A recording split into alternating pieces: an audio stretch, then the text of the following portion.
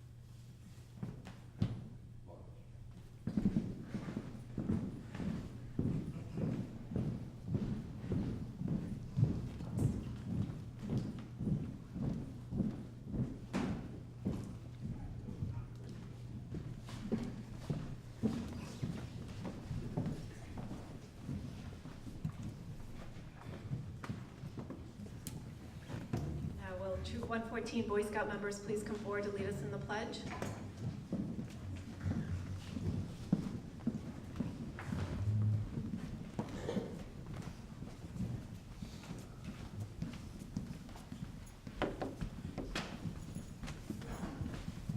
Can you please join me in saying the Pledge of Allegiance?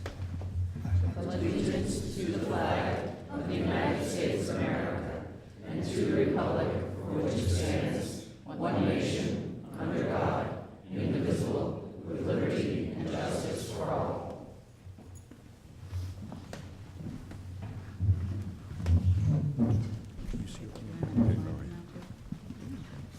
Now I'd like to welcome Carly O'Brien up, who is a University of New Hampshire sophomore, to sing the national anthem.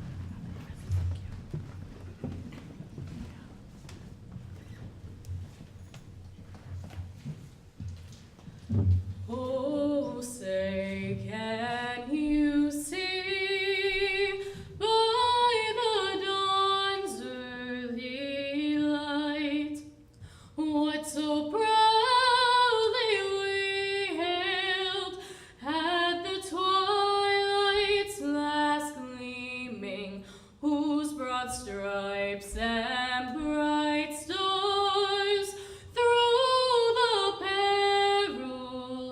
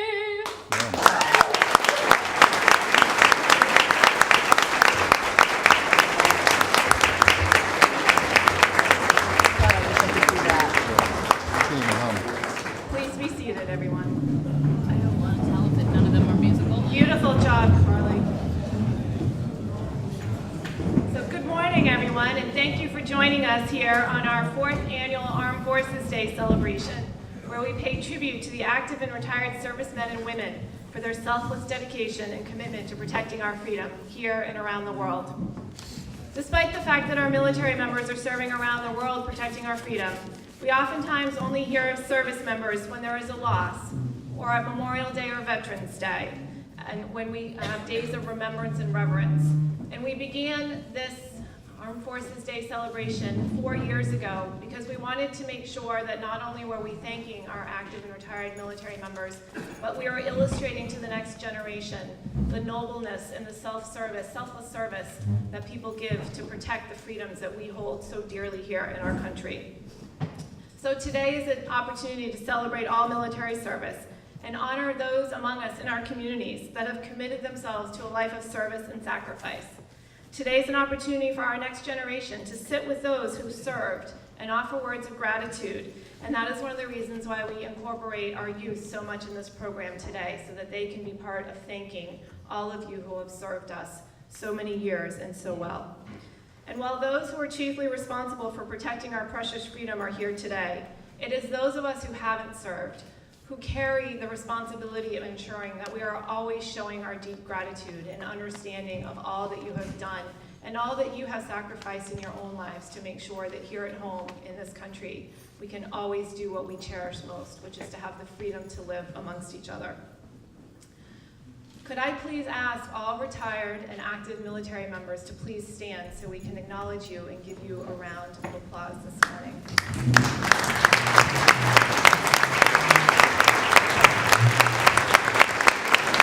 Thank you for your service.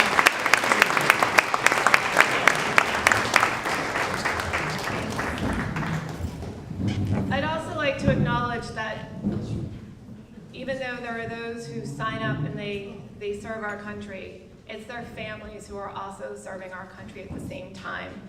And today we have with us the Vice President and founding member of the Central Mass Blue Star Mothers, Joanne Bauer, along with Blue Star moms Diane Lewandowski, Karen Bellevue, and Cheryl Christon. And we have Gold Star Mother Tracy Racine with us. Could you please rise so we can acknowledge the service that you and your families have given us?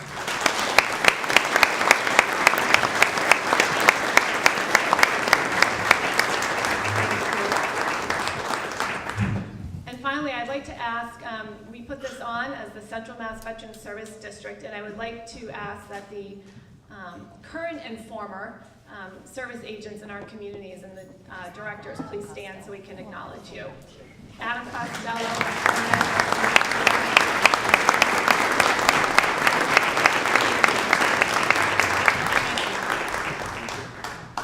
Today would not have been possible without the hard work and dedication of a number of ladies. Gail Vigin, who is a Shrewsbury Housing Commissioner, Beth Casavant, who's a Shrewsbury Selectman, and Melissa Pride-Foz, who is a Shrewsbury Youth and Family Services Vice Chair and has her own huge event tonight. So thank you all so much for all of your work to make sure that today is a successful opportunity to thank those who have served. This morning when you came in, I hope that you have gotten up and gotten some food, and please get up during the service so that you can eat and have coffee. The pastries that are here this morning have been made by the Assabet Valley Technical School Culinary Program. The kids are terrific, and the fruit as well was prepared by them. So we're happy to have them as part of the event. And I want to thank the Grafton Job Corps, who's our color guard today. We also have the Westboro High School Band, who you'll be hearing from in a little while. And so very grateful that all 4 communities, Grafton, Northborough, Shrewsbury, and Westboro, come together to put on this event and to thank everyone. This morning I'd also like to thank our Shrewsbury Fire Chief, Jim Vona, for doing all of our sound system work, and to the Scandinavian Athletic Club for hosting us in this beautiful space. Also this morning coming in, you were greeted by Kelly Barner and her daughter Anna, who have been doing this for 4 years now, welcoming us into this event, so thank you very much. I'd like to take a moment to introduce our elected and appointed officials who are here with us this morning, and if I've missed anyone, please certainly do let me know. We have our Lieutenant Governor, Karen Polito, here. We have Congressman Jim McGovern, who is with us this morning. And we also have, from the State House, we have Senator Michael Moore and Representatives Carolyn Dykema, Danielle Gregoire, Hank Naughton, and David Moranian, and myself. Not able to be with us this morning was Senate President Harriet Chandler and Senator Jamie Eldridge, and they certainly send their regrets that they could not be here. I'd also like to acknowledge that we have a selectman from Shrewsbury, John LeBeau, the chair of the Board of Selectmen, and we have Selectman Beth Cassavant wearing multiple hats today. And school committee members, we have Chair Jason Palich and Aaron Canzano and Cindy Fritz, so thank you all for being here. And you will be hearing from a little bit later our Deputy Fire Chief, Bruce Carr Jr., who is here as well. And Robert Henry Hyde, who will be doing our closing prayer later today from the First Congregational Church of Shrewsbury. So at this time, I would like to ask Senator Moore to come up.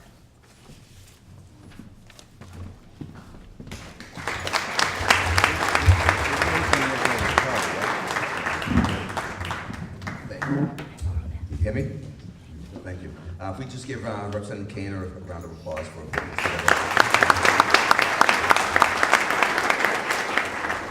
I have the privilege right now of introducing Justin Souza, who is the director of the Central Massachusetts Veterans Service District, serving the towns of Shrewsbury, Grafton, Westboro, and Northborough. He served as a medic in the Massachusetts Army National Guard from 2007 until 2014, with a deployment to Afghanistan in 2011. He lives in the town of Westminster with his wife and his daughter. Justin, thank you.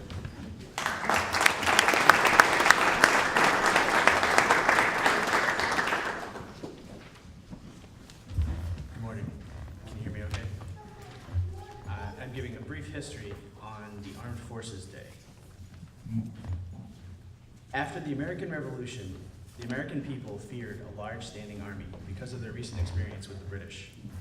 Instead, the United States relied on an army of potential, an army of potential that in emergencies could be raised from the general population as needed to supplement the minimal permanent military force that the U.S. maintained up through World War II. With the end of World War II, the Cold War brought about an inter-service rivalry that grew around the independent services competition over funding, organization, and national military strategy. With the Cold War intensifying, President Harry S. Truman and Congress legislated the National Security Act of 1947 in order to mitigate the inter-service antagonism and unite the different branches.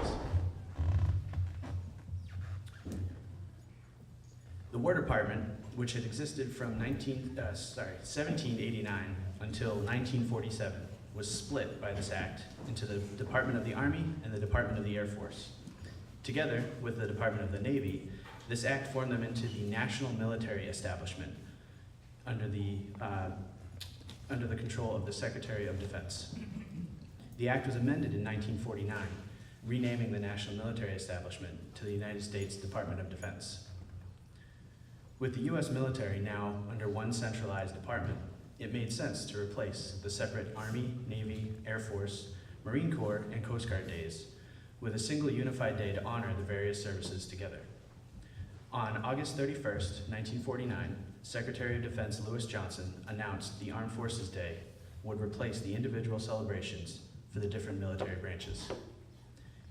In an excerpt from the Presidential Proclamation of February 27th, 1950, announcing the creation of the day, President Truman stated, "Armed Forces Day marks the first combined demonstration by America's defense team of its progress under the National Security Act toward the goal of readiness for any eventuality. It is the first parade of preparedness by the unified forces of our land, sea, and air defense." He praised the work of the military services at home and across the seas, saying, "It is vital to the security of the nation and to the establishment of a desirable peace." May 20th, 1950 marked the first National Armed Forces Day. The theme for that day was Teamed for Defense, representing the unification of all U.S. military forces under one government department and their role in protecting American freedom at home and abroad. The first Armed Forces Day was celebrated by parades, open houses, receptions, and air shows. Today, many similar events and activities take place, such as multi-service military displays open for the public, local parades, and events such as the ones we're holding here today. Thank you.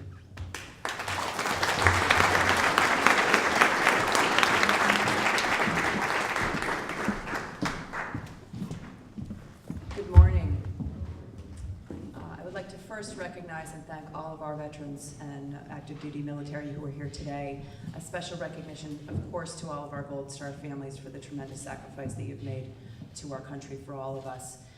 I have also want to recognize, of course, my colleague and friend here in Westboro, Representative Hannah Kane, who's done such a wonderful job to bring us here together today to recognize all of those who have served.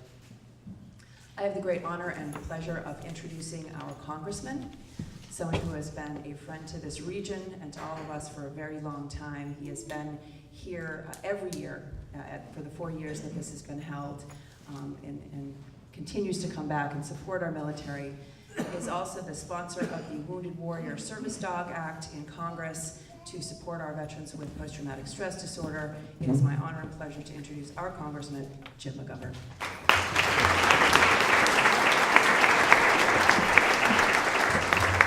Let me thank Carolyn for the generous introduction. I too want to thank our friend and colleague Hannah Kane. She's the one who's responsible for bringing us all together here every year. And she's the one who said that we need to recognize Armed Forces Day. And we've been doing this for 4 years, and so I think she deserves a special round of applause, because without her we would not be here. So thank you so much.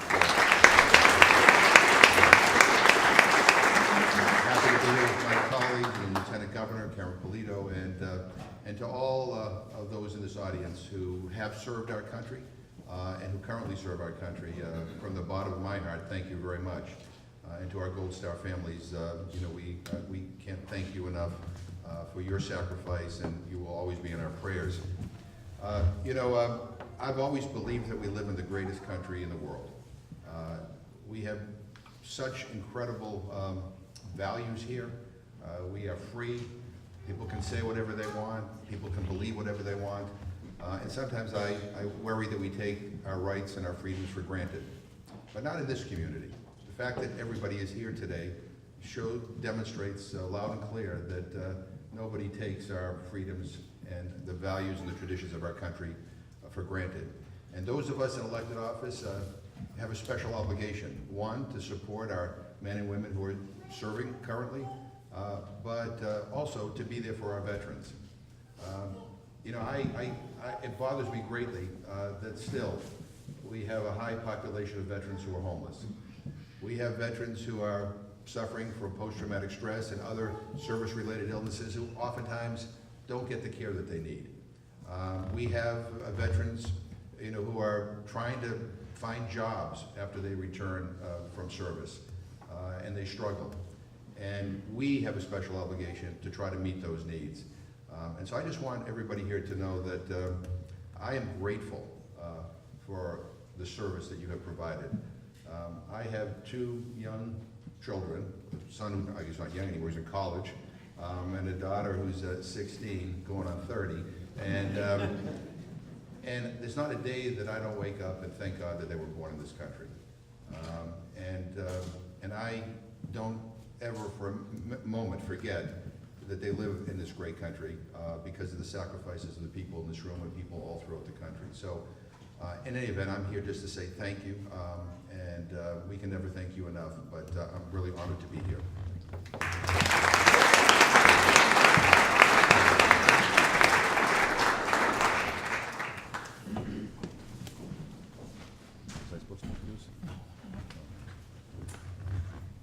Thank you, Congressman McGovern. For those that don't know me, my name is David Bradian. I'm the state representative of the 9th Worcester District, communities of Grafton, Northbridge, and Upton.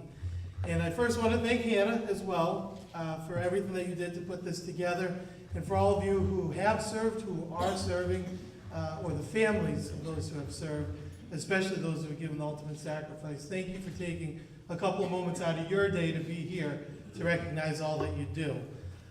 Hannah tasked me with an unenviable position because I can't say enough good things about the Lieutenant Governor. But she also tasked me with a wonderfully easy position because everyone in this room knows the commitment that the Lieutenant Governor, Karen Polito, has to our men and women who serve, to all of our communities, all 351 of them. She's someone who has always been here, who is unbelievably committed to not just public safety, but to the Commonwealth as a whole. And she's someone who I'm very, very proud to call a near and dear friend. Now, as I asked the Lieutenant Governor to come up, I also want to ask Major General Gary Keefe to come up, as he's going to be giving remarks later, but has something special for the Lieutenant Governor.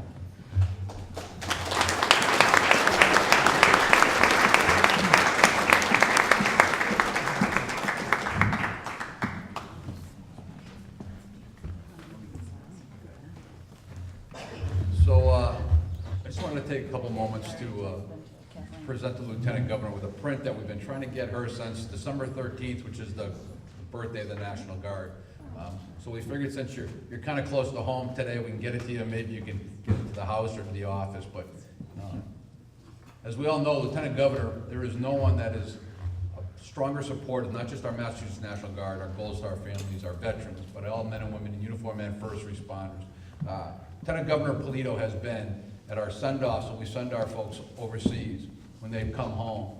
She's been there when we've awarded them for their accomplishments. She's been there for their highs, and she's been there with my folks and their families when we've lost loved ones and we've had tragedy.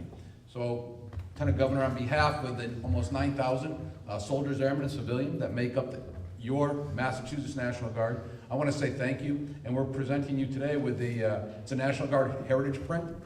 It is the first muster, which took place April of 1637 on the Salem Common. And Salem, Mass. is known nationally by law as the birthplace of the National Guard of the United States. So, ma'am, thank you for your continued support of your men, women in uniform, and all our families and everyone that supports this great Commonwealth, this great nation.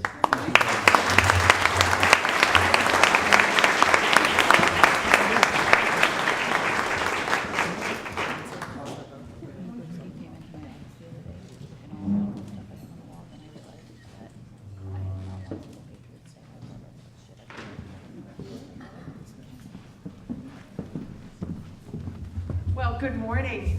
Thank you so much, General Keefe. That was what we call a good surprise. I was not aware of that beautiful gift or recognition that you were bringing to my hometown of Shrewsbury today, and I couldn't be more honored to receive that here in a very special place near and dear to my heart. I want to thank the General for his leadership, working alongside of the Governor and our team. You've done a tremendous job helping us, guiding us, advising us how we can better support the Guards, men and women of this great Commonwealth. You've been a terrific friend and a great leader for the organization, as you described, as 9,000 strong. So thank you so much and for being here to present that today. I also want to thank Congressman McGovern, the delegation, and especially Hannah Kane. We come together in a bipartisan way. There is no boundary or no limit in terms of our support for our military families and in the individuals, the brave men and women who serve. It is such an honor to work alongside of the congressmen and our delegation of representatives and senators. We are blessed, and I just ask you to join me in recognizing the strength that this organization of electeds bring to this Commonwealth. And to our military families, the ones who are here today who have paid the ultimate sacrifice, who have lost their loved ones, but who also stood there for them when they made the choice of serving for this country. And it takes a very special mother or father or sibling and family member to support that decision. And we thank you for remembering them and for continuing to be a part of the family network that supports the mothers and fathers who have military sons and daughters serving, or who have also been challenged with the sacrifice of a loss because of their service. You are tremendous people. You are an inspiration to the Governor and to me, and we thank you for always being there for the cause. Thank you. I want to say how proud I am of hometown. You are always there. I grew up in this town. I am very proud to call it home. And in my travels across this Commonwealth, I bring my experiences growing up here with me. I've had the honor of now visiting all 351 of our communities of this Commonwealth, meeting with the local officials and the community leaders, the people who are trying to make their community stronger and better. And the governor and I promised you that we would work hard to make Massachusetts a better place for people to live, work, and to raise a family. And we do that through each community that makes up our great state. And I just can't thank my hometown enough for embracing the values and the traditions, especially this one that Hannah Kane started 4 years ago, that really drive a community forward. Good schools, good jobs and opportunities for families to wrap their lives around, and a good, healthy sense of what the values are that are needed to make a community vibrant and special. And I think, as the congressman said, we don't take that for granted here in this hometown. And coming together like this just reinforces the point that we need to continue to be mindful and intentional about supporting the men and women who wear the uniform to serve. These are the men and women who answer every call. And when that call comes, they don't know what actually is on the other end of that call. It takes a very brave and courageous person to be able to accept that duty to serve. So it comes upon us, while we don't accept that exact call, because many of us have not signed up for that duty, we have a responsibility as citizens and as civilians to honor their service and to always be there for them. And as elected officials, and for the governor and I, we have a heightened responsibility to make sure that we are taking steps in this Commonwealth or in Washington for the congressman to back up the service of the men and women who choose to be in our armed forces, and looking for every opportunity for benefits, for legislation, through budgeting, through policies, through regulations, to make their service known that it's supported. Not just with words, not just accolades of thanks and appreciation, but real, tangible action. I want to say how proud I am that Massachusetts leads the nation in terms of benefits and support for the men and women who serve.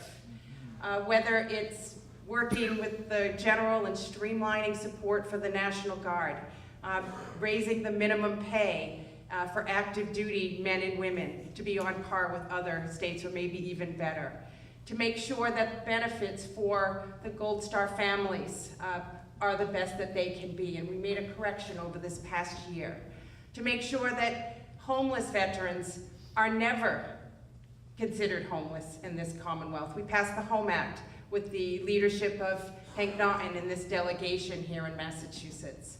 We have what we all know as veteran service officers, representing every community of this state, so that when a veteran returns home, they know that they have someone that they can go to understand what benefits and opportunities are available to them, whether it's then or after, and to make sure that those who return home and transition back into civilian life do so in a safe manner. There's no question the military men and women see things and experience things that we don't. These are stresses that they carry with them for life. And it's important that we recognize that that stress needs to be addressed as they live in our communities and give so much back. I just want to finally recognize that we have the opportunity to provide 2 homes here in Massachusetts, the Soldiers Home and the Chelsea Home. The Soldiers Home is getting high marks for the kind of home it provides to the military individuals who live there. And with partnership with our federal government and the advocacy of the congressman, we are rebuilding the Chelsea Soldiers Home, a $200 million construction project that will be a more respectable and appropriate home for our military here in Massachusetts. And then finally, in terms of employment, we have now a tax credit for employers to hire unemployed veterans, a $4,000 tax credit, so that veterans should never be considered homeless, they should never be considered unemployed, and that's just another example of our commitment to these brave and wonderful men and women of this Commonwealth and this country. So today's a great day of celebration. We're doing a lot of great things together, but more so, just remember, when you see these individuals in uniform, to simply go and thank them and thank their families for their service. God bless you, God bless this Commonwealth and this great country we call home.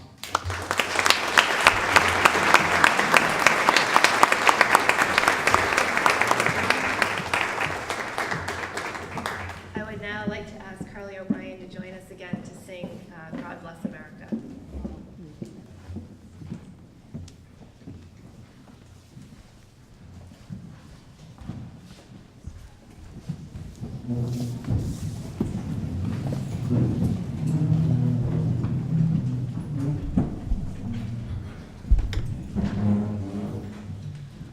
God bless America, land that I love. Stand beside her and guide her through the night with the light from above.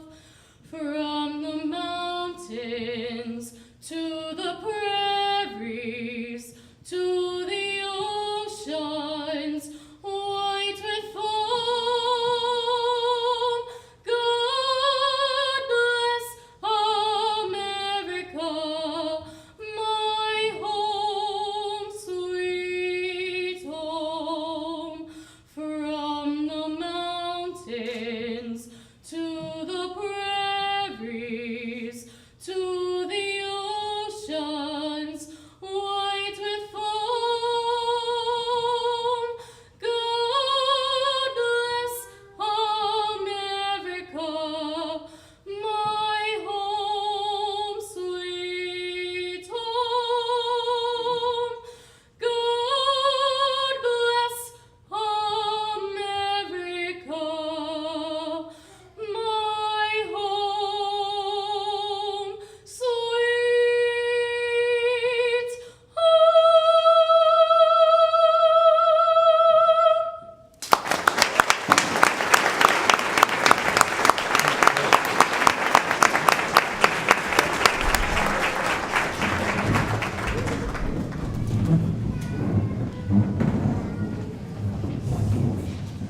Morning, everyone. Sir, I'm Representative Hank Naughton from the town of Clinton, very near here. I'm also chair of the Committee on Public Safety and Homeland Security in the House of Representatives, so it's an honor and a pleasure to be here. Hannah, thank you so much. My dear friend, the Congressman, Lieutenant Governor, my colleagues in the House and the Senate, public safety officials, Blue Star families, and most especially Gold Star families. I have a very difficult job here because I actually have to introduce my boss, wearing one of my several hats. And some of you may remember that I've appeared at this event and other events in uniform in the past. And it's always a delicate balance because you want to show up as Major Naughton, you don't want to show up as Representative Naughton. And for those of us in elective office who also serve in the Guard or Reserve, it's difficult. But it wasn't a difficult choice this morning because when you come to a place and there's people with a couple stars on their shoulders, you know, when I come in as, you know, Representative Naughton, I get a little bit of deference. When I come in as Chairman Naughton, I get a good amount of deference. And when I come in as Major Naughton, I'll have two sugars with that. Actually, that's very far from the truth, because Major General Keefe is a true soldier and true airman's commander. I had the honor late last year to transition from the U.S. Army Reserve, where I spent 15 years post 9/11, to the Massachusetts National Guard. It's one of the best moves I personally have ever made in my military career. The opportunities it's opened up for me have been tremendous as both an officer and as a soldier, and for the camaraderie that I enjoy so much within the military. But enough. We're blessed and honored to have a person who is my ultimate boss here today. And I could go on from his graduation from Norwich University in 1986 and commissioning as a second lieutenant in the United States Air Force, and his initial job as a cruise missile officer in Europe, through all of his staff and operational positions, his education, the Air War College, the the Kennedy School of Government, through Syracuse University Security Program, through his career in the Air Force and his career in the Massachusetts National Guard. And they're long and distinguished. But in my view, the best thing he does is he takes care of the soldiers and the airmen under his command. He checks on families. He is at every deployment and redeployment ceremony. He takes care of his troops. And the way I was brought up in the U.S. Army, that's what an officer does. An officer eats last. And I can give no better description of a commander than that. And in my years in the military, I have seen no better commander that's exemplified that spirit than Major General Gary Keefe. In addition to that, in my capacity as chairman of the Committee on Public Safety and Homeland Security, wherein we deal with a significant amount of legislation dealing with the National Guard and our veterans, as the Lieutenant Governor alluded. We have gotten advice from Major General Keefe on the Home Act, the Valor Act, and several iterations, amendments to Chapter 33, which is the statute that oversees the National Guard, and coming this week, hopefully this week, after some final tweaking by the House and the Senate, the BRAVE Act, which will continue to enhance the benefits that we are so proud of for our veterans, our Blue Star families, and our Gold Star families. And much of that would not have happened without the leadership of Major General Gary Keefe. General Keefe. Thanks.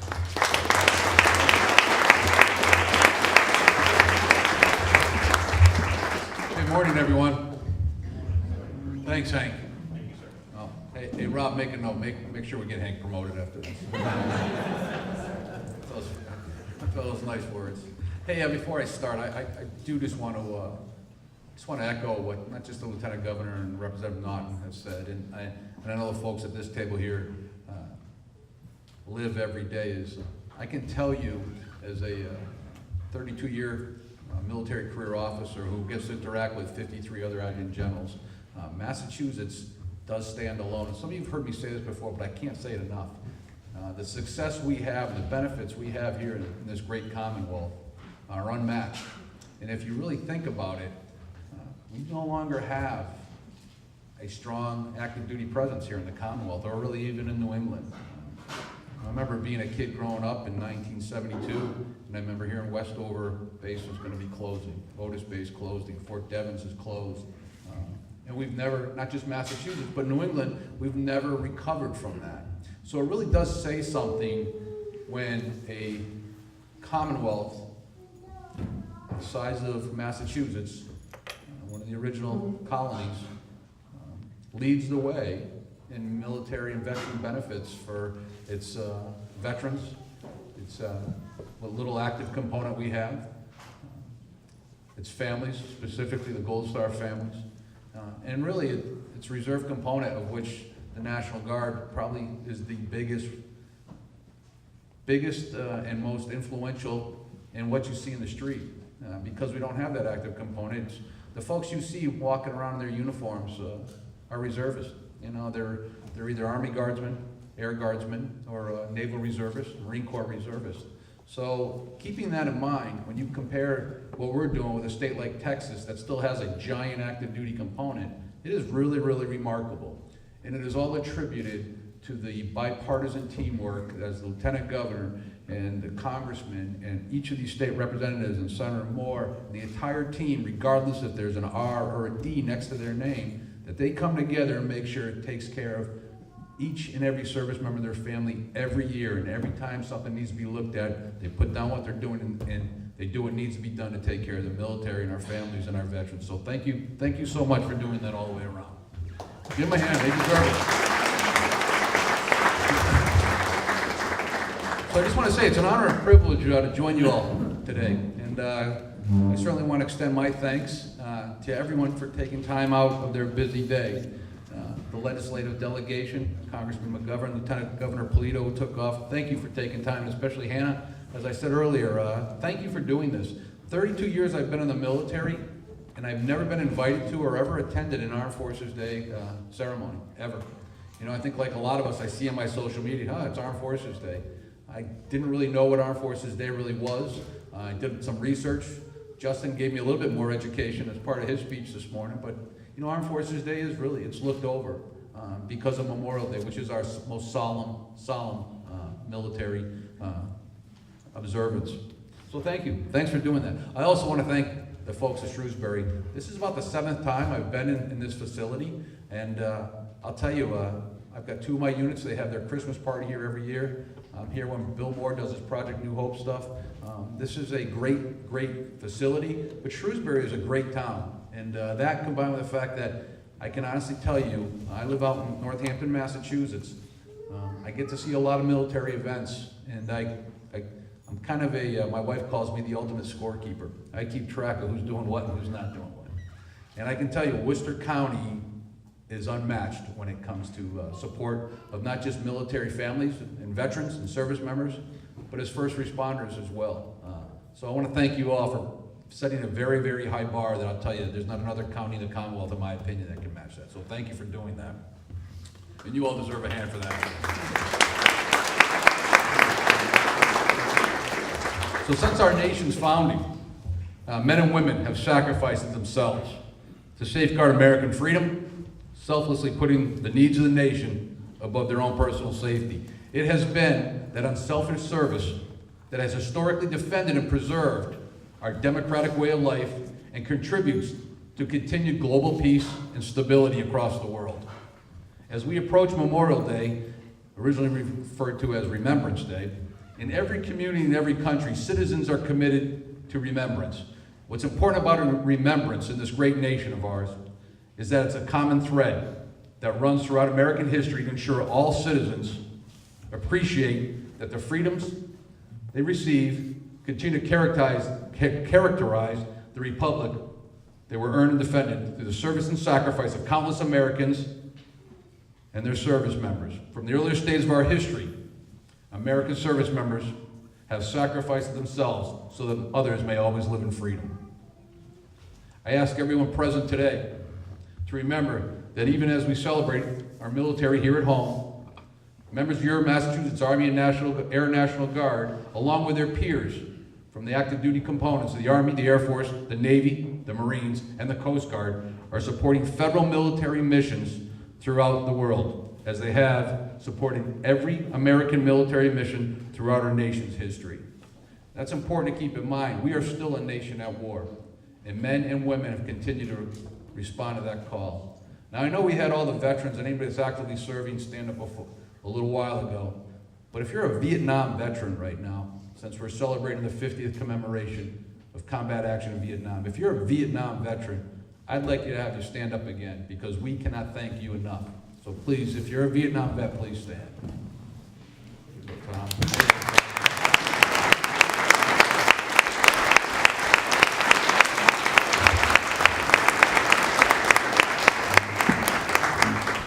So as we continue to thank and welcome home our Vietnam veterans, as the spokesperson for the military members of the Commonwealth, I want to just make it very clear, everything we get across this great nation came on the shoulders of you men and women that served over in Vietnam. So thank you so much for your service.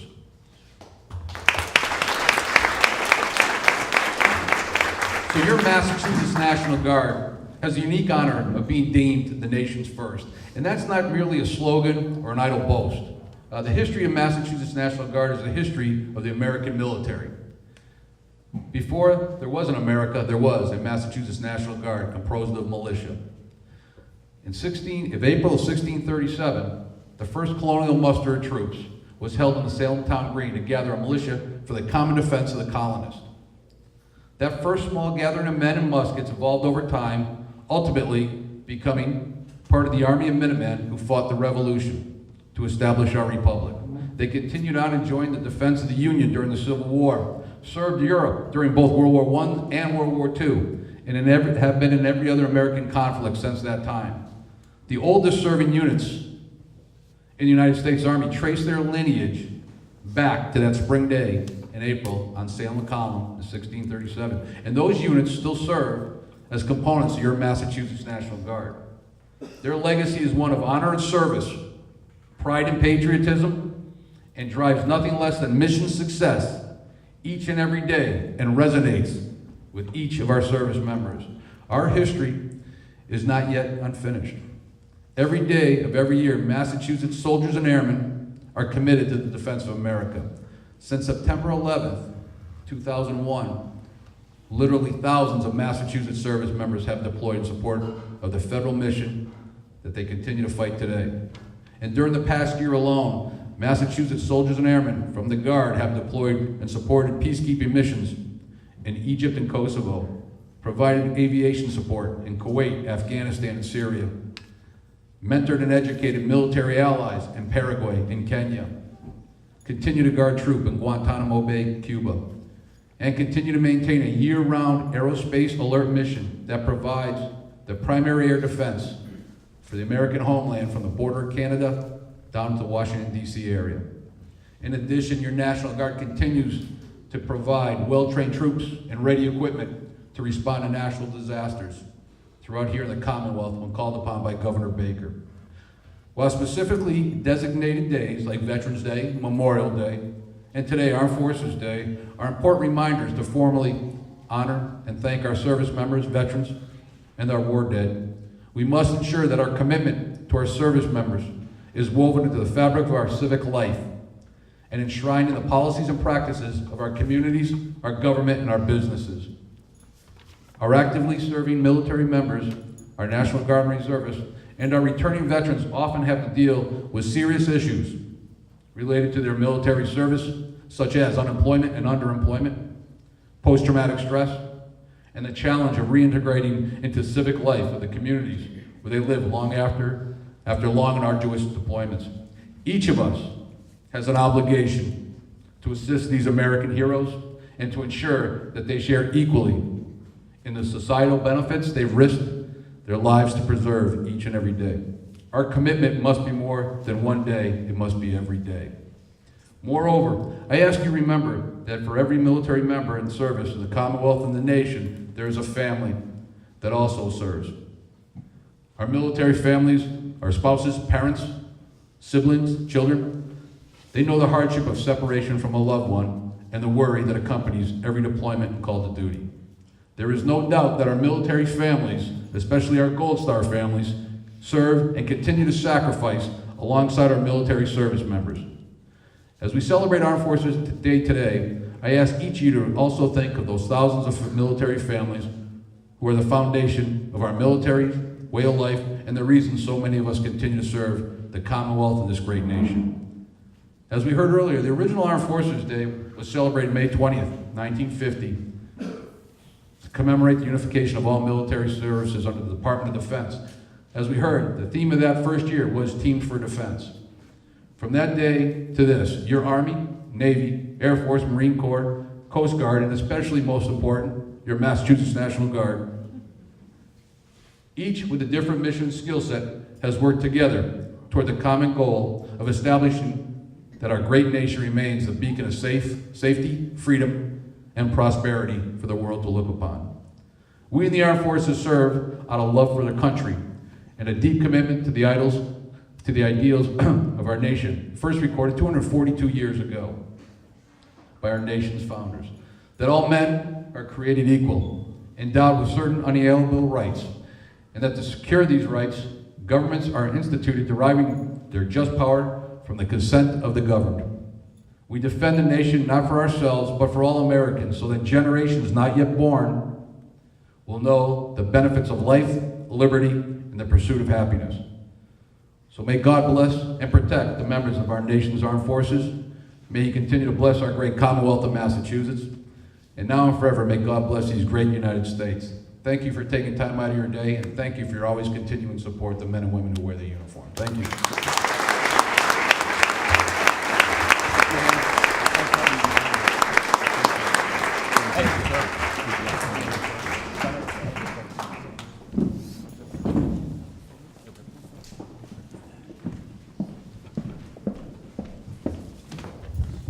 Nothing like a tough act to follow. Thank you for that. Good morning, everyone. My name is Danielle Gregoire. I'm the state representative from Marlborough, but more importantly, this morning I'm proud to serve the town of Northborough with Major Naughton and the town of Westborough in what we believe to be the only all-female delegation in the state, and we're also bipartisan with Representative Dykema and Representative Kane, and thank you again, as always, for putting on this event this morning. But most importantly, I stand before you this morning as the proud daughter and granddaughter of veterans. So I also would be remiss if I did not recognize all the active duty and retired folks in this audience, as well as their families, for all the sacrifices you've made and for your service to our country. So thank you very much for that. It is now my honor to introduce to you, under the direction of Evan Doyle, the Westborough High School Band.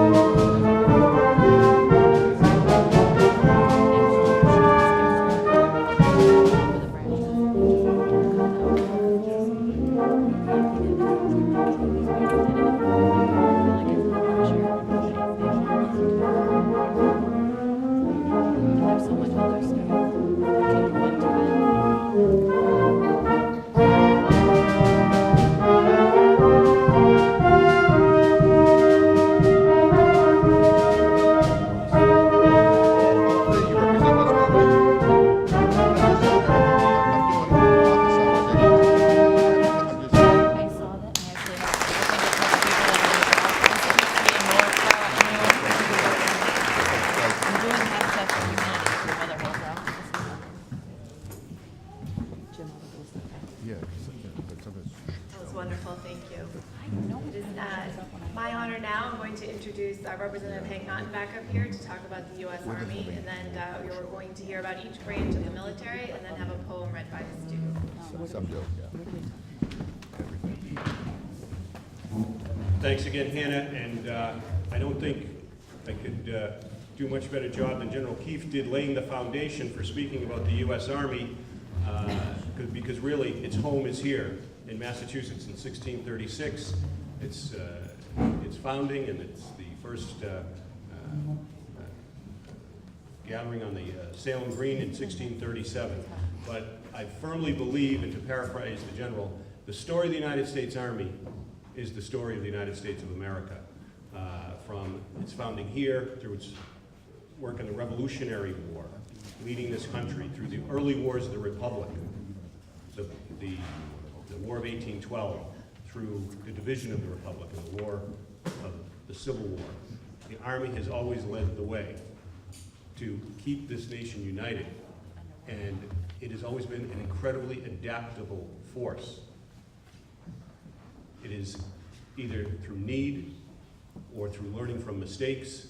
The Army has always embraced what it's needed to do to change, sometimes hard, but it's moved forward through the rest of the 19th century, through the Spanish-American War, And as I say, it's been indicative of the United States of America, because when you look at the Spanish-American War and the famous charge up, San Juan Hill, really Kettle Hill, under Roosevelt, commanding one battalion, another battalion, the Rough Riders, another battalion were the Buffalo Soldiers, commanded by African-American soldiers coming from the plains, commanded by, at that time, Lieutenant Colonel John Blackjack Pershing, goes on to become commander of all the armies in the First World War. But the 3rd Battalion that went up that hill was one of the Irish battalions from here in Massachusetts, another indicia of Massachusetts militia, subsequently the Massachusetts National Guard. Through the wars of the 20th century, it has been, by hook or by crook, an inclusive and a learning force through the First World War, the Second World War. And there's also been a continuum. My father deployed with the 4th Infantry Division onto the shores of Normandy in 1944. In 2011, I had the honor to deploy with the same outfit to Kandahar, Afghanistan. Through World War II, through Korea, through Vietnam, and again, thank you and welcome home to the Vietnam veterans that are here. Always a learning force to be better, to continue its job in protecting and holding this country together. Through its current iteration, as the premier force for fighting terrorism, cyber warfare, the Massachusetts National Guard, the leader in that effort. But again, the home of diversity, the home of everything that is good about America. Sometimes it's been hard, but I'll tell you, my last deployment in 2015, I was assigned to a base in Southwest Asia. On my team was, there was myself, we were legal advisors to an operation, one counterterrorism operation in Afghanistan and another in Syria. It was a microcosm of America. We had a 5'2" Jewish American female from Florida who we were all scared of because of both of her capabilities as a Jaguar, but physically, and not including the 6'3" African American Green Beret that was assigned to our unit, and the 6'5" 82nd Airborne Paratrooper from California. It was a microcosm of America. The rest of the unit was filled out by a reserve unit from Utah, half of whom were survivalists from the mountains of Utah, and the other half of whom were strict Mormons from in and around Salt Lake City. As I say, a microcosm of America. And our commander was actually a British colonel, a British SAS colonel, who just looked at us and did not know what to make of us because of the diversity of the crowd. But it all came together and we accomplished the mission. And that has been the duty of the United States Army since its founding in this Commonwealth, close to 400 years ago. It has been the single touch point of holding the defense of this country together where the other services have followed. So I'm a proud member of the U.S. Army, of the Massachusetts National Guard, and when I go home to my kids today, when I look at this crowd, one of whom is my oldest son, don't get mad at me, is a midshipman at the U.S. Naval Academy. He's home for 10 days. I will say what I have often said when I return from deployments, is that I've just spent time in the company of people whose respect I desire. And at this time, I would like to introduce to you Life Scout Thomas Ryan to read Armed Forces Day, written by Del Abe Jones. Thank you very much.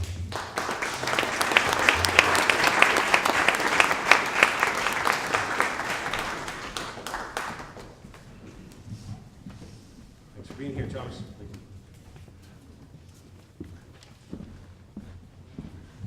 Armed Forces Day by Del Abe Jones. At the urging of Harry Truman, the third Saturday in May, the new Department of Defense proclaimed it Armed Forces Day, a day to thank all services who defend our air, land, and sea, who serve our country proudly, defending the land of the free. All those young men and women, and to all those oldsters who march, fly, and set sail as airmen, sailors, Marines, and soldiers. Some of them serve as regular, and some just do the weekend, but all step forward strong and proud when we need someone to send. The missions have been a-changing, and missions they are asked to grow much more complicated than what they used to do. They must be warrior and diplomat with clenched fist or gentle touch, pass the ammunition, feed the hungry, build roads, hospitals, and such. A tradition of heroes is what some people say, and we all owe them thank you on this Armed Forces Day.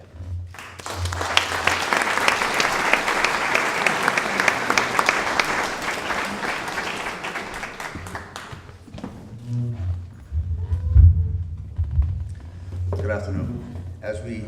Before I introduce the United States Marines, the Marine Corps and their history, as I was sitting here, I was thinking back that as everyone's talked about growing up, and are there any other baby boomers here to the end?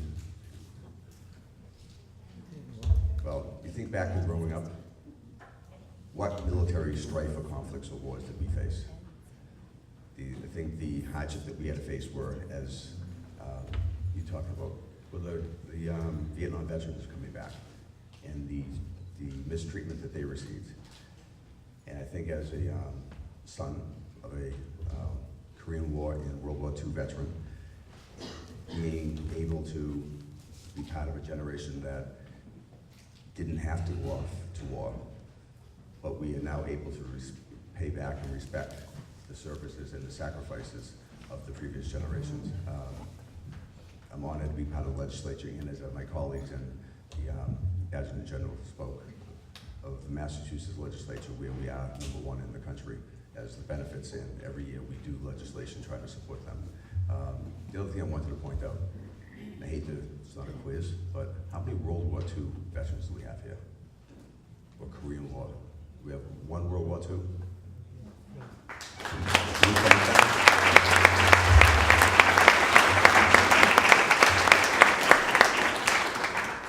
Every year, coming up on Memorial Day, as we go to the different memorial services, there's a smaller or lesser amount of veterans there and family members. And I think this is why it's so important that we have individuals like Representative Kane to sponsor these events so that we don't forget. Everyone says, I remember one statement from a history teacher, if you don't study history, you're doomed to repeat it. And God forbid if we ever have to repeat the world wars or the Korean War, as we're seeing this day and age right now, what's going on with our president and the conflicts between North and South Korea. But having said that, I have the honor and distinction to speak here today about the United States Marine Corps. From their inception on November 10th, 1775, by the Continental Congress until today, Marines have served with honor to defend our Constitution, protect our people, and to stabilize the world in times of crisis. The Marines have a long, proud history of serving our nation. By congressional mandate, the Marine Corps are the nation's rapid response force. During the course of their history, the Marine Corps has successfully adapted to address global threats to our country, growing from a force of 368 Marines in 1800 to a force of over 200,000 Marines who serve our nation today. Our corps remain ever ready to serve. Semper Fidelis, or always faithful, became the Marine Corps motto in 1887 and continues to guide the Brotherhood today. The Marine Corps is a rich and meaningful tradition. The Corps mantra in improvise, adapt, and overcome speaks to their relentless efforts as an elite force committed to their cause.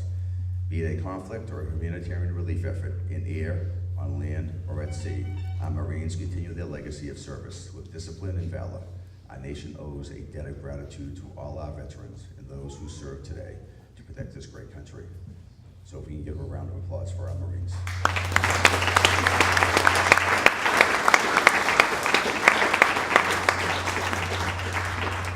I would now like to introduce Westboro Public School student. Nope.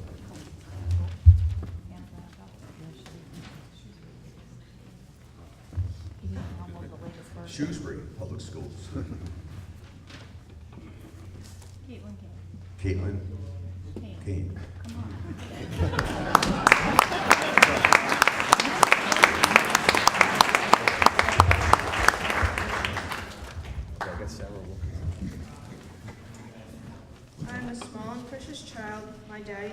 to fight. The only place I will see his face is in my dreams at night. He will be gone too many days for my young mind to keep track. I may be sad, but I am proud. My daddy's got your back. I'm a caring mother. My son has gone to war. My mind is filled with worries that I have never known before. Every day I try to keep my thoughts from turning black. I may be sad, but I am proud. My son has got our back. I'm a strong and loving wife with a husband soon to go. There are times I am terrified in ways most never know. I bite my lip and force a smile as I watch my husband pack. My heart may break, but I am proud. My husband's got your back. I am a soldier, serving proudly, standing tall. I fight for freedom, yours and mine, by answering this call. I do my job while knowing the thanks it sometimes lacks. Say a prayer that I come home, it's me that's got your back.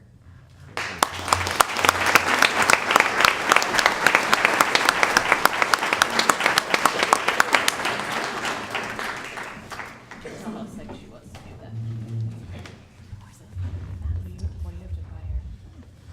Great job, Caitlin. Thank you. Something that I should have mentioned a little bit earlier, and I was thinking about this in the remarks, is something that I hold near and dear from the Lieutenant Governor and her administration. So I had mentioned that I'm the representative of Grafton, Northbridge, and Upton. I was sworn in, one in 2014, sworn in 2015. Only a couple months after being sworn in, Corporal John Dawson from Northbridge passed away in Afghanistan. And I didn't know what to do. There's not a book to teach us what to do. There's not a template for how to help the family, to support the family, but to be a voice and support for the community. And Veterans Affairs Secretary Francisco Urena was unbelievable throughout all of his time there. He came to Northbridge about 4 or 5 times before any of the ceremonies, as well as the administration. So they picked a wonderful one, and you should all be very proud of Francisco Urena as your Veteran Affairs Secretary. The oceans, vast treacherous barriers of the deep unknown between the United States and those who would do her harm. Founded on October 13th, 1775, the United States Navy has since played a crucial role in the defense of our great country. For over 242 years, the U.S. Navy has proven to be one of the greatest forces, not only for our shores, but for the shores of our allies. Originally comprised of citizen sailors, Navy men put their lives on the line to defend the freedoms of people everywhere. During the American Revolutionary War, Commander-in-Chief George Washington involved the U.S. in many naval battles. These encounters played a powerful role in the surrendering of the British Army and led to a series of peace negotiations that helped end the war. Then, the War of 1812, the Navy successfully drove the British from Lake Erie and Lake Champlain. During the Civil War, the United States Navy suppressed the slave trade and are said to have intercepted at least 36 slave ships. Most notably during World War II, the Navy reorganized itself after the attack on Pearl Harbor and went on to play a part in every major battle that took place in the Pacific Theater. Fast forward to present day, and the Navy still serves as a strong protector to both our shores and our allies. There are currently over 330,000 men and women serving the United States Navy. This defense force has been and continues to be one of the strongest naval services throughout the world, and without it, we as a nation would not be where we are here today. As George Washington once said, "It follows then, as certain as that night succeeds the day, that without a decisive naval force, we can do nothing definitive, and with it, everything honorable and glorious." It is my distinct honor to introduce Northbridge Middle School student Madison Colonna, who is here to read Honor Our Military. She's joined by her father, who's also a veteran.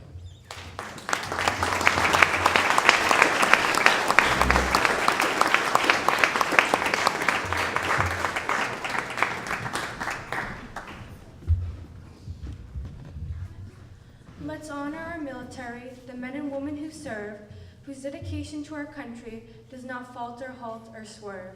Let's respect them for their courage.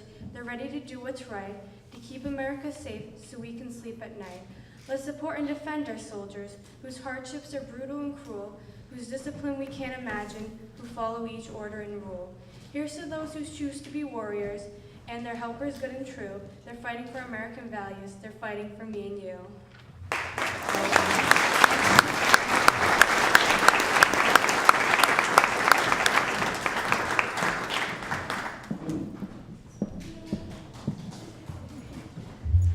That was wonderful. It's so great to see our young people involved in here today and celebrating our military. And I would also like to just comment on some of the earlier comments that were made about Massachusetts leading the way in veterans benefits and veteran services. And I think that really is one of the most important ways that we can honor all of you veterans here today. And I would just like to thank and recognize Major General Keefe, because so much of that is due to leadership. And I think we can all agree that the passionate and committed and dedicated leadership on your behalf, sir, serves us all well and makes us all proud. So thank you very much. We're very proud of you here in Massachusetts.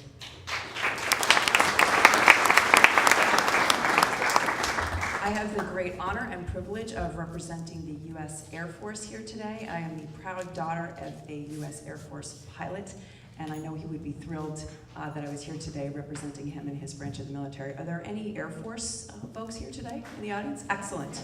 Round of applause for the U.S. Air Force. First established as its own branch of the military service in 1947, the United States Air Force is the youngest branch of the armed forces. Its predecessor, the Aeronautical Division of the U.S. Signal Corps, was established in 1907 and was the first military organization to operationalize aircraft in the world. The first major air combat operations were conducted during the First World War, which also led to the expansion of the Aeronautical Division into its own section. In World War II, the need for expanded air combat and transport capacity sparked President Roosevelt's call to expand the Army's air forces to 20,000 craft. This demand created a technological and manufacturing boom that led to countless innovations. After the war, President Truman officially separated the Air Force from the Army into its own service branch in 1947.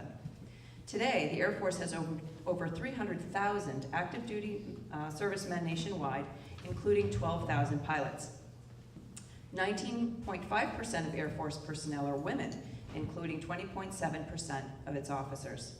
Here in Massachusetts, we are served by over 10,000 military personnel and support staff at Hanscom Air Force Base in Middlesex County, two communities of which I represent. Nearly 900 active duty personnel and 300 National Guardsmen operate out of Hanscom, and its total economic impact on the Commonwealth is estimated at $6 billion. Not a small economic impact, certainly. In addition, the Westover Air Reserve Base near Springfield plays host to an additional 5,500 military and civilian workers and serves 3 groups and over a dozen squadrons within the 439th Airlift Wing, making it the largest air reserve base in the country. The Electronic Service Systems Center, established at Hanscom, has played a critical role in the development of the military electronic technologies, and the Lincoln Lab, operated in conjunction with the Massachusetts Institute of Technology, has conducted air defense research since its completion in 1952. The high-tech corridor of the Metro West region, right here in this neighborhood, has emerged as a valuable economic and innovative resource for the Air Force, and many cutting-edge defense systems and technologies have been developed in Massachusetts as a result. So congratulations again, and thank you to all of our U.S. Air Force servicemen and women. And I have the great privilege of introducing Westboro student and Project 351 ambassador, which does a great service to public service here in the Commonwealth, Sasha Wilkinson. And she is going to be reading Liberty's Call by Roger W. Hancock.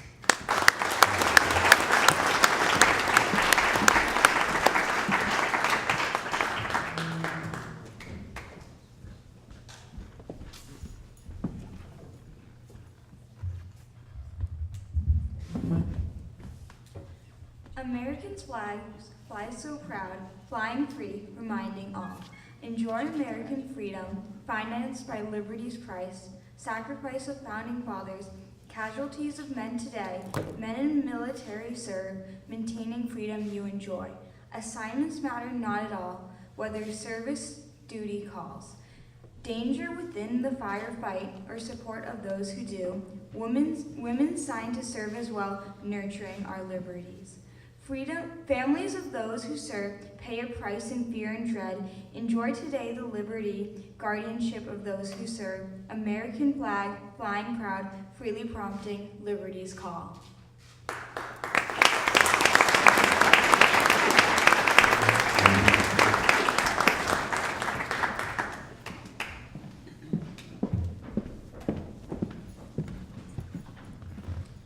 Semper Paratus, always ready, the motto of the United States Coast Guard. Founded under the Treasury Department as a combination of the U.S. Lighthouse Service and the Revenue Cutter Service on August 4th, 1790. It is currently the only branch of our military not in the Department of Defense, but rather under the Department of Homeland Security. And rather than take a historical look at the Coast Guard, I decided to look to the future as our Coast Guard continues to serve in ways very different from the other branches of our military. First of all, it's the smallest branch by far, having fewer personnel than the NYPD. They're looking seriously at the female perspective, inspired leadership as part of their programmatic systems. They're talking about hurricane preparedness and how they can help us as we face climate change. They monitor iceberg shifts and melting. They talk about the history of the Asian Pacific Islanders and their role in the American Coast Guard. They talk about connections with all the different kinds of folks that have served over the years and that they look to join them as we continue as a nation and through new challenges. They work on environmental cleanups from oil spills and disasters that occur all around the world. And they play a pivotal role in our national security with their new maritime cutter program that looks around the world at new harms that might face us as a country in the 21st century. And with that, always ready as their motto, they've taken a serious look at social media and all kinds of electronic help moving forward. And I invite you to follow the United States Coast Guard on Twitter at uscoastguard.com. It is now my pleasure to introduce Shrewsbury High School student and Troop 114 Eagle Scout Pat Ryan to read Thank a Vet, written by William Prideaux.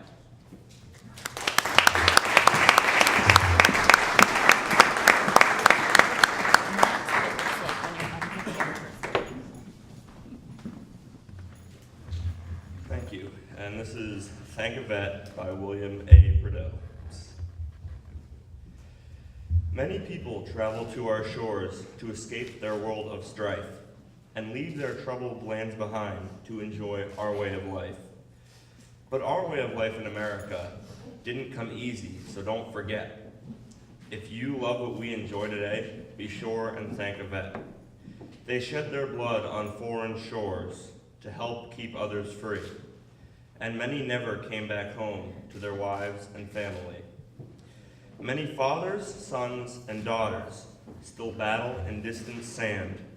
May they never be forgotten, nor the fight they have at hand. The bells will toll in their honor as long as we never forget. America is what it is today. Thank God and thank a vet. Thank you all for your service.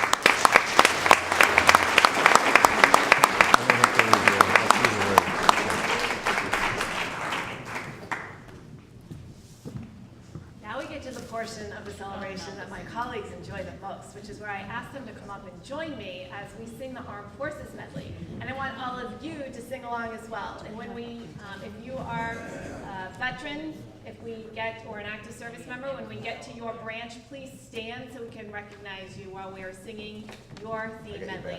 Everyone has the words. It's on the back of your program, so please turn over and join us as we sing the medley songs of the branch of the military. Come on, guys. Representatives, you're not shy people. Rep Naughton this way. All elected officials, please come join us. I see right here, I got one for you. So thoughtful. Chair College, why don't you come up with this? Come on, Madison, we need your help. John LaValle, commissioners, come on up and sing with us. Carol, take 2 steps forward so I can stand behind you.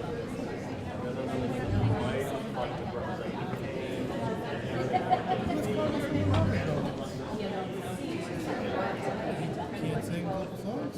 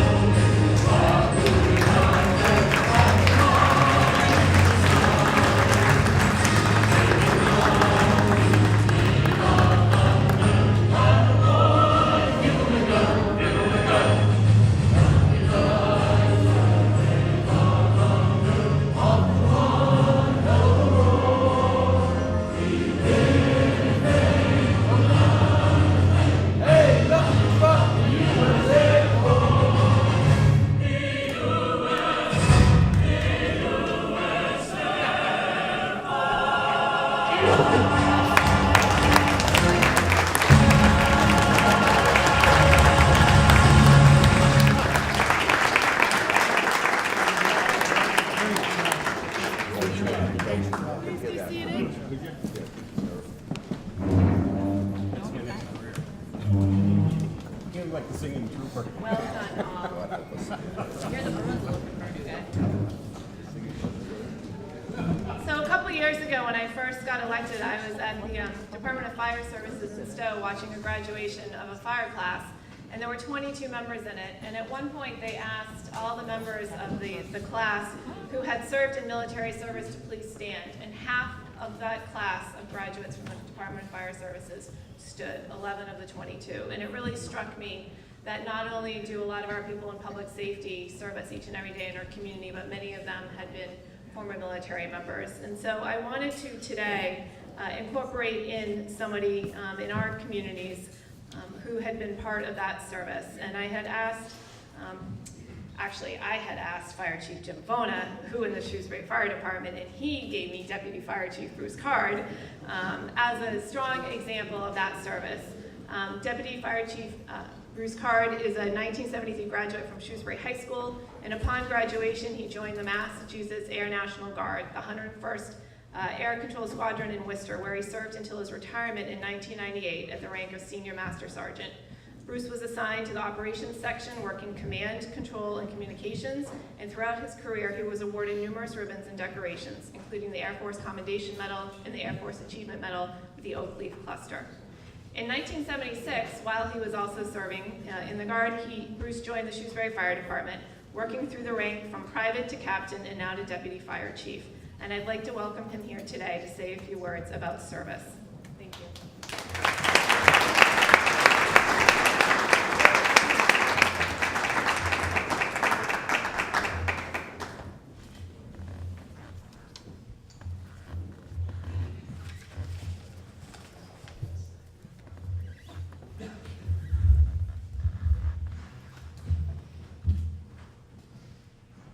Brian. Excuse me. Congressman Governor had to leave for a meeting. Lieutenant Governor Polito, Senator Moore, our many state representatives here today, General Keefe. To all our invited speakers and guests, welcome. Core values. They inspire us to do our very best at all times. They are the common bond among all comrades in arms, and they are the glue that unifies the force and ties us to great warriors and public servants of the past, the present, and the future. Integrity first, service before self, and excellence in all we do. These are the Air Force core values. Core values are a part of our everyday life. As we grow up, we learn our core values from our family. We learn them from our mothers and fathers, sisters and brothers, our friends, our relatives, people who are influential in our lives. My core values brought me to the path to commit myself to the service when I was in high school. The Vietnam War was still waging, the draft was still on, but I decided that I was going to join the service voluntarily. Originally, I was going to go into the regular Air Force, and when I graduated, I met Mike Perna, standing in the back of the room. Mike Perna was a recruiter for the Air National Guard, and after talking to Mike, I decided that the Air National Guard was the path I wanted to follow. So I joined the 101st Air Control Squadron.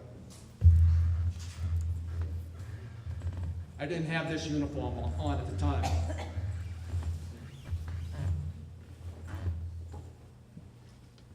So that day I put this uniform on. I haven't put this on in 20 years. Fits like a glove.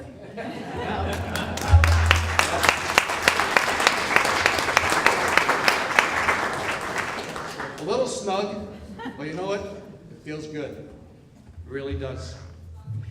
And those of us who serve know this. We've done this. We raise our right hand and we say the oath. I do solemnly swear that I will support and defend the Constitution of the United States against all enemies, foreign and domestic, that I will bear true faith and allegiance to the same, and that I will obey the orders of the President of the United States, the orders of the officers appointed over me, and according to the regulations of the Uniform Code of Military Justice, so help me God.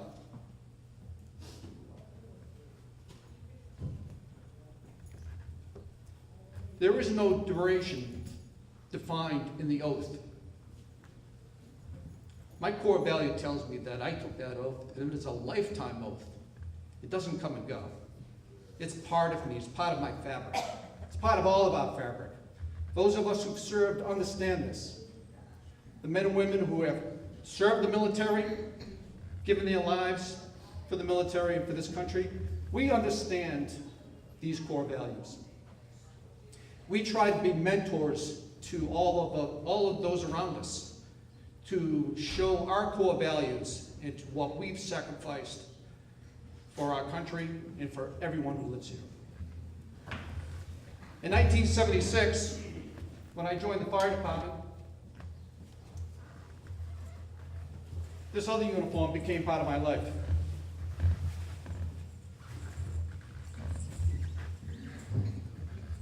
My core values were strengthened even more. I served the town, I served the people, I served the state, and I served the nation.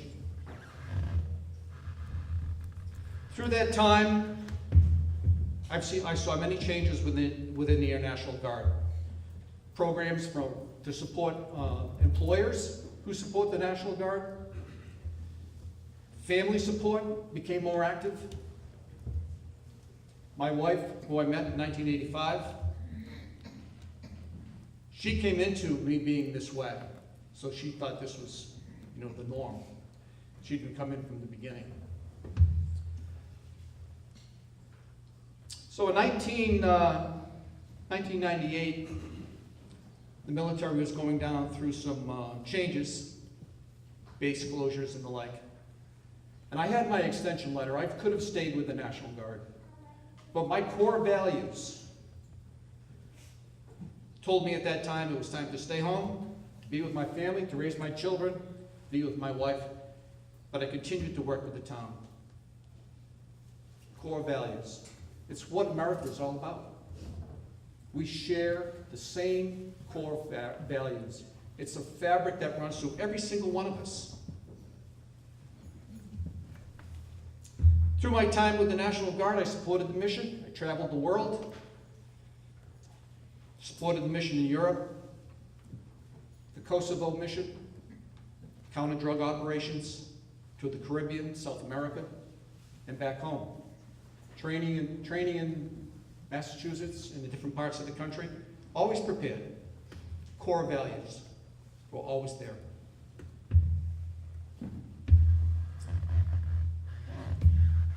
Hannah wanted me to talk about the transition from the military to working in the public life.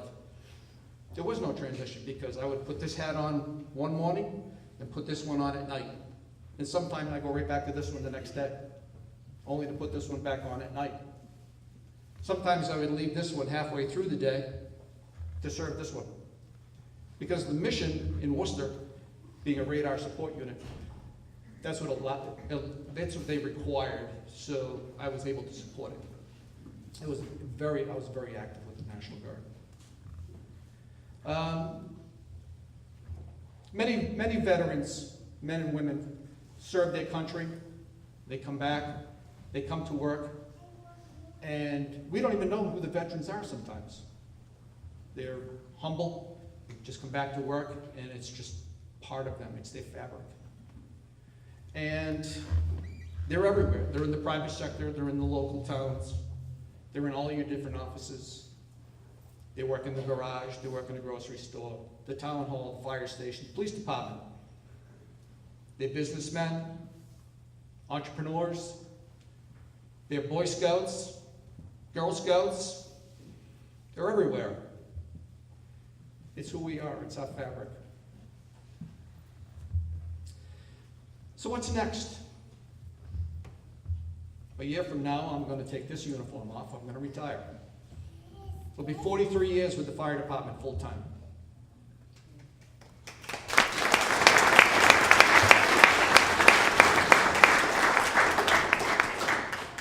Chief wants me to stay till 65, but I don't think it's going to happen. I've done my time. It's time to pass the torch on to somebody else. Same with the veterans. They pass it on to somebody else. And in today's service, it's all volunteer service. The best and brightest are out there serving and protecting us every single day. And we honor them. Thank you.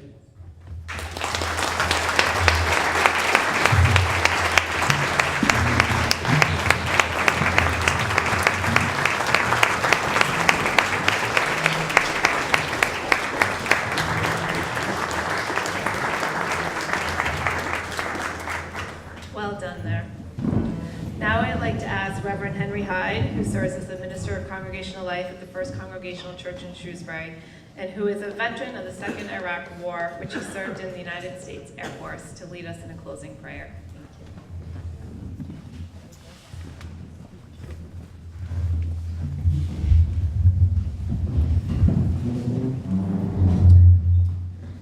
All right, troops, are you ready? I'm going to try to keep vibes up here at the end. Here we go. Prepare for Jody. Here we go again. Same old stuff again. Same old stuff again. Marching down the avenue. Marching down the avenue. A few more minutes and we'll be through. A few more minutes and we'll be through. Proud to have served with you. Proud to have served with you. Proud to have served with you. Proud to have served with you. Sound off. 1, 2. Sound off. 3, 4. 1, 2, 3, 4. 1, 2. 3, 4. They still got it. They still got it. You know what I miss the most about the military? It's the camaraderie. It's the relationships. It's the people I met. It's the bonds that I've made. You just can't replace that anywhere else. You just can't experience it anywhere else. There's something about serving with people in the armed forces that is like nothing else. And so it's in that light that I actually named my prayer today with you, Service, Sacrifice, Honor. So if you let me pray extemporaneously with you in this moment, I ask the question, what is service? What does it mean to serve? Well, in truth, there are many forms of service. Many people serve our country every day, certainly our public safety officers, our police officers, our firefighters, our teachers, our social service workers, maybe people that serve in the AmeriCorps, the Peace Corps, and absolutely our public servants as well. There's many ways to serve this country. And of course, perhaps one of the greatest forms of service is serving the country in the armed forces. And one way that I know the Spirit moves among us is that two of our speakers today touched on some of the things I want to share with you now. Bruce just talked about core values. In the Air Force, and I'm sure it's true in the other branches of service in various forms, in the Air Force, our second core value is service before self, putting the needs of others above and beyond our own needs. So how do we know that this is one of the highest forms of service? Well, from the Christian perspective, we know through our Lord and Savior, Jesus Christ.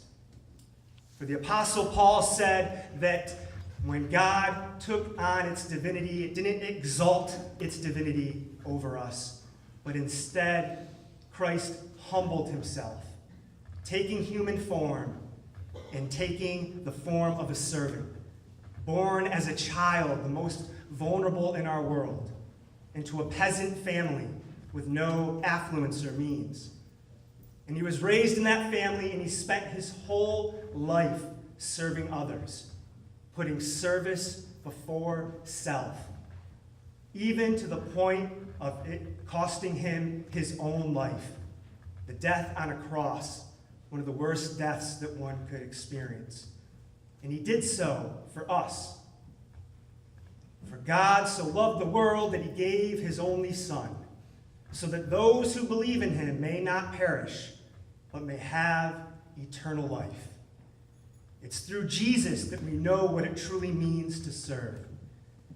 And so our veterans, whether it was through the draft or those that volunteered when they didn't have to, but they chose to volunteer our country, whether it was the draft from the Second World War or the Korean War, Vietnam, or whether it was one of the modern conflicts, the First or Second Gulf War, or Afghanistan, or any of our conflicts like Kosovo.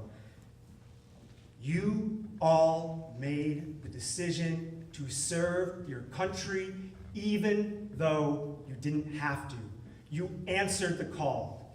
You responded to the draft and you served. You volunteered for the armed forces and you served. You answered the call to service, putting others' needs ahead of your own. In the Air Force and our Special Forces and Pararescue, their motto is, "These things we do, that others may live." We serve our country so that others may live. And it is for this reason and for many more that our vets are worthy of our recognition, our praise, and our respect. So what are ways to recognize our vets? Well, for one, in word for sure, we thank our veterans. If you see a veteran, thank your veterans. Shake their hand. Heck, if you're out at the bar, buy them a beer. Other ways we thank them is for moments like this here today, these gatherings, where we gather together as community, where our public servants are present, and they say, "We remember your service, your sacrifice. We remember what you have done for this country." Now, of course, and as Karen mentioned, and this is another example of how the Spirit moves, we can't just thank our veterans just in word. We also have to thank our veterans in deed. And ways we thank our veterans is through our public support systems. We fund our veteran programs. And Lord knows, any veteran will tell you that the VA isn't perfect, but my God, we are lucky to have the VA, especially with the rising cost of health care today. We are so lucky. So please fix it, tweak it where it's needed, but please still fund it. Keep it public. Don't privatize it. Keep it a social system for our veterans. And of course, there's other programs too. We have our compensation and disability benefits for veterans that were injured in their service, whether that was physically or emotionally, suffering PTSD. We have to remember our veterans when they come home and provide for them.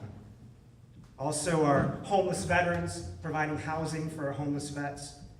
Or maybe through the GI Bill, our vets that want to expand their knowledge and their education. There are many systems in place, and I ask our leaders to please continue to serve and honor and fund our veterans. And so, friends, I am proud to serve with you because you answered the call, and some of us answered the call of that ultimate sacrifice. Service, sacrifice, honor. Lord God, Holy One, I ask you to please bless our veterans for their service, for their sacrifices, for their honor. I ask you, God, to please bless our public servants, that they continue to support our vets, and that their actions meet their words.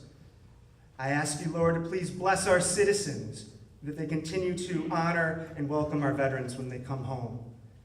And I ask you, God, to please bless this great country of ours. Lord, there was a time where our country was seen as a beacon of light in the world, a place of great hope. And God, I ask you that you continue to help us and guide us so that we can be that country today. Guide our actions. Let us not exalt ourselves over others, but let us always enter our works through humility, seeking and helping and providing for the least of these in our land, the poor, the infant, the stranger, the widow, the foreigner, your children. God, help us, guide us, be with us. And may the people say amen. Amen. Thank you all. Thank you for your service. God bless you.